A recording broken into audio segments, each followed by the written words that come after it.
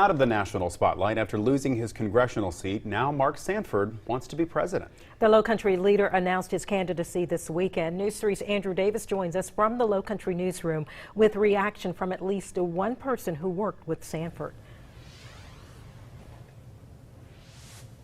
Well, Mark Sanford believes the Republican Party has lost his way, and he could be the person to help right that ship and bring it back. Now, Sanford only lost one election his entire political career. It just happened to be the last one. And although he knows it's a long odds to beat President Trump, Republican says it's worth the risk. The last time we saw Mark Sanford, he was losing, conceding the 1st District Republican primary to Trump supporter Katie Arrington.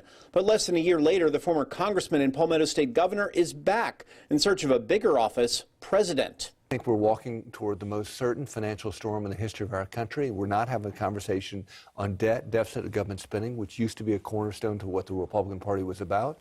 I think we as well need to have a conversation about this notion of the way in which we're connected to the world. Are we looking inward or outward? Do you believe that Mark's end goal is to be president? No, I personally don't.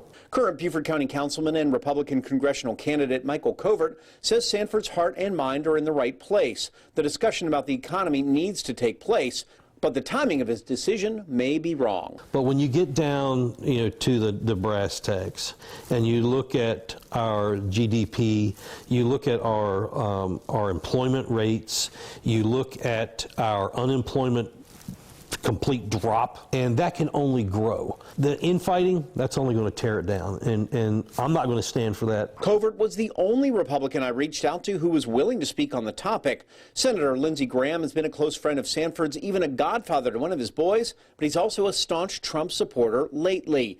And State Senator Tom Davis, who spent hours with Sanford making policy decisions, also didn't call me back. Sanford isn't afraid himself to call out the president for his actions both on and off social media. We need to have a conversation about humility and tone in the office, which I think this president misses. Democratic Congressman Joe Cunningham did send a statement to me saying he, quote, sees a real value in inserting the debt and deficit into the conversation, and he's called Mark Sanford last week to wish him luck.